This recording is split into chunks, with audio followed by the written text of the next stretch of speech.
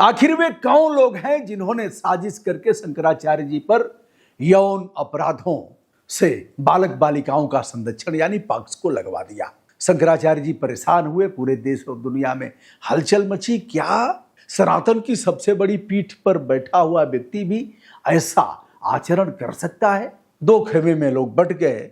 एक पक्ष शंकराचार्य जी को गाली देने लगा और दूसरा पक्ष उनका समर्थन करने लगा, यानी यह कहने लगा कि ऐसा शंकराचार्य जी नहीं कर सकते। दोस्तों, पर्दे के पीछे कौन है यह बात भी खुल करके आ रही है। मामला कोर्ट तक गया, उन बच्चों को हाजिर भी किया गया। कोर्ट ने इस मामले को मान लिया और अपराध दर्ज करने का आदेश दिया। हम आपको ले चलते हैं कुंभ मेला और बाघ मेला। प्रयागराज को कही सकई प्रयाग प्रभाऊ, चिल्ला चिल्ला करके उसने बताया देश दुनिया को।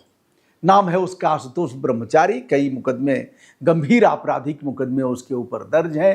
केस शंकराचार्य जी के ऊपर इतना खतरनाक लगा कि उन्हें कोर्ट की शरण जाना पड़ा और उन्हें अग्रिम जमानत मिल जाती है, फिर वह सुरक्षित होते हैं।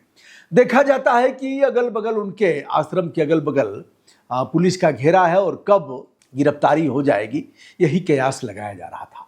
बहरहाल वह सुरक्षित हुए। उन्होंने इसके लिए मोर्चा खोल दिया, कहा हमारा नार्को टेस्ट करवा लो, अगर हम दोषी हैं तो हमें जेल भेजो, हमारे ऊपर रहम करने की कोई ज़रूरत नहीं है।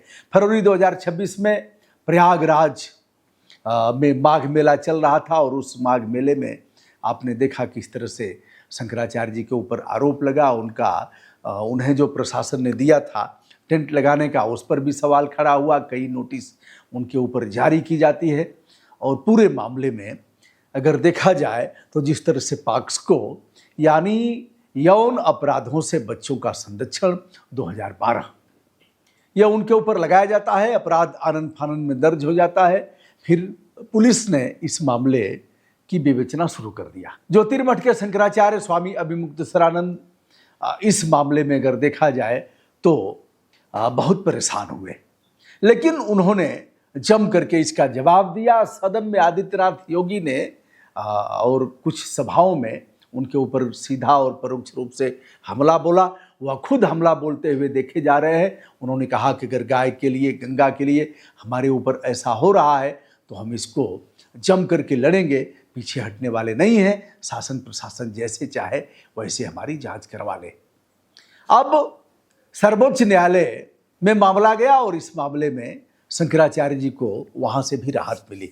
कानूनी दृष्टि से अगर देखा जाए तो इतना था कि जांच पूरी होने तक गिरफ्तारी से संरक्षण मिला हुआ है शंकराचार्य जी को। लेकिन असली मामला तो यह है कि ट्रायल होगा और जज साहब देखेंगे कि इस मामले में शंकराचार्य जी कितने दोषी हैं और जो बच्चों की तरफ से आरोप लगाया गया है उनका जो बयान लिया गया है कोर्ट में, जज साहब ने लिया है, उसमें कितना दम है। आशुतोष ब्रह्मचारी कल दिनांक 10 जून 2016 को सार्वजनिक रूप से एक वीडियो जारी करके कहता है कि जो आरोप हमारे ऊपर लगाए गए हैं, शंकराचार्य जी पर जो मुकदमा दर्ज कराया गया है, वह शिकायत उन्होंने दबाव में आकर के किया है। उनका आरोप था कि देवा आश्रम के महंत रामचंद्र दास, जो कि जगत गुरु रामभद्राचार्य के शिष्य एवं भतीजे तथा आने वाले समय में उत्तराधिकारी भी हैं, उनके प्रभाव में हमने ऐसा किया। उन्होंने गुमराह किया, उन्होंने हमें प्रेरित किया और उनके दबाव में हमने यह शिकायत दर्ज कराया है। अब देखा जाए तो पूरे घटनाक्रम में उन्होंने आगे आरोप लगाया कि रामचंद्र दास जगत गुरु रामभद्राचार्य, श्री रामभद्राचार्य की हत्या करवा सकते हैं, इसलिए उनके गुरु श्री रामभद्राचार्य को सुरक्षा प्रदान की जाए। इस बयान से अगर देखा जाए तो एक नया मोड़ आ गया है इस पूरे घटनाक्रम में। जगत गुरु श्री रामभद्राचार्य आशुतोष ब्रह्मचारी के आरोपों को सार्वजनिक रूप से खंडन कर रहे हैं और कह रहे हैं कि ऐसा कुछ नहीं है। अगर देखा जाए तो तुलसी पीठाधीश्वर श्री रामभद्राचार्य के सीधे संबंध प्रधानमंत्री नरेंद्र मोदी जी से हैं और सीधा संबंध आदित्यनाथ योगी जी से है।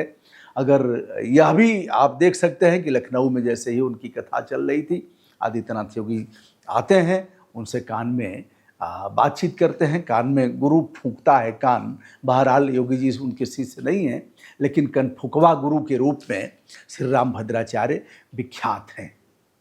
रामभद्राचार्य के विवादित बयान समय समय पर आते रहते हैं और उन बयानों को लेकर के उनकी किरकिरी भी होती रहती है, जैसी कि आपने देखा प्रेमानंद महाराज जी को लेकर के। आइए आशुतोष ब्रह्मचारी पर होगा क्या। झूठी सूचना देने पर जो बीएनएस की धारा है वो 240 लगेगी, झूठा अभियोजन कराने का 248 लगेगा, न्यायिक प्रक्रिया का दुरुपयोग करने पर, झूठे साक्ष्य और गलत बयान देने पर धारा 229 के अंतर्गत अपराध दर्ज होगा। इन सभी प्रकरणों में देखा जाए, गंभीरता से अगर इसे लिया जाए, इसका विवेचन किया जाए, तो आशुतोष ब्रह्मचारी पर और जो लोग इस तरह के गलत आरोप लगा करके शंकराचार्य जी को बदनाम किए हैं, 5 से 10 साल का कारावास होगा और आपराधिक षड्यंत्र भी लगेगा। जैसे जो पहले वाली धारा थी 120B, यह भी लगेगा। अब यही नहीं, अगर शंकराचार्य जी मामला पूरा खत्म होता है इस बयान को लेकर के, और आशुतोष ब्रह्मचारी अगर शपथ पत्र देकर के न्यायालय में उपस्थित होते हैं कि हुजूर जो कुछ हमने किया है वह इनके कहने पर, इनके साजिश में, इनके दबाव में, इनके धमकाने और डराने पर हमने किया है, तो न्यायालय इस मामले को खत्म कर सकता है। जैसा कि आप इस मामले से अवगत हैं कि प्रयागराज के झूसी थाने में यह मुकदमा पंजीकृत किया गया है और पुलिस इस मामले में आरोप पत्र दाखिल करेगी। दाखिल कर दिया होगा, मुझे नहीं पता है, अभी तक मैंने इसे नहीं देखा है। लेकिन यह एक अगर षड्यंत्र साबित होता है तो आशुतोष ब्रह्मचारी का क्या होगा। जिन लोगों ने आशुतोष ब्रह्मचारी को आगे करके, जिनके पास रिमोट है, उनका क्या होगा। लेकिन एक सवाल यह भी है कि जिन बच्चों का बयान कोर्ट के समक्ष हुआ है, उन बच्चों का बयान भी जरूरी है। उन बच्चों का बयान फिर से कोर्ट लेगा और अगर सारी चीज़ें सत्य पाई गई, मिथ्या प्रलाप करके षड्यंत्रकारी कार्य किया गया है, शंकराचार्य जी को फंसाने का काम किया गया है, तो आशुतोष ब्रह्मचारी भी जेल जाएंगे। जिन लोगों ने ऐसा किया और कराया है, पुलिस इस मामले का अगर गहन परीक्षण करेगी, विवेचना करेगी, तो डिजिटल एविडेंस के बाद पुलिस उनको भी आरोपी बनाएगी। 182 और 211 संभवतः होगा, मैं कंफर्म नहीं हूं। तो इस मामले में उलाट करके मुकदमा उनके ऊपर होगा और फिर वह जेल जाएंगे। लेकिन लड़ेगा कौन। शंकराचार्य जी के सामने एक और मामला है। शंकराचार्य जी इनके ऊपर मानहानि का मुकदमा करेंगे और मानहानि में वह करोड़, 2 करोड़, 4 करोड़, 10 करोड़, 20 करोड़ का मुकदमा कर सकते हैं, मानहानि की मांग कर सकते हैं। यह क्रिमिनल भी है और सिविल, दोनों मामलों में वह कोर्ट का दरवाजा खटखटा सकते हैं। तो क्या शंकराचार्य जी इस मामले में निर्दोष साबित होंगे? क्या शंकराचार्य जी आशुतोष ब्रह्मचारी के इस बयान का हवाला देते हुए कोर्ट में जाएंगे? क्या इस मामले में श्री रामभद्राचार्य और अन्य लोग जो प्रकाश में आ रहे हैं, क्या उनको भी मुलजिम बनाया जाएगा? यह तो समय बताएगा।